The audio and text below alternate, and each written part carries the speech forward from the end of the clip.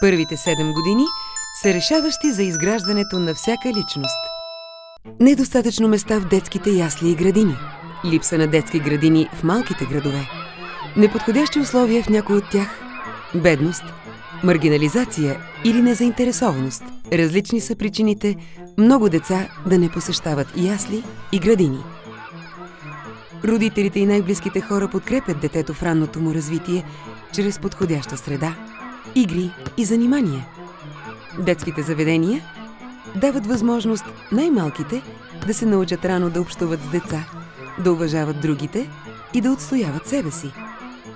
За определени социални и етнически групи, детските ясли и градини може да се окажат единствена възможност да излязат от изолацията, да научат български достатъчно добре, за да започнат училище при равни условия с съучениците си.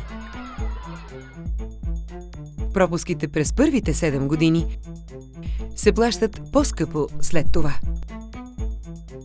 Лишаването от тази възможност затвърждава маргинализацията и обрича всяко следващо поколение от уязвимите общности на безработица, бедност и изолация от обществото.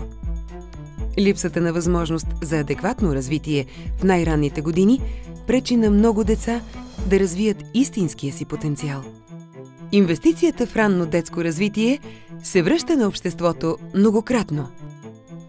Всеки инвестиран лев в развитието на децата днес ще спести в бъдеще на държавата милиони от пропуснати ползи и разходи.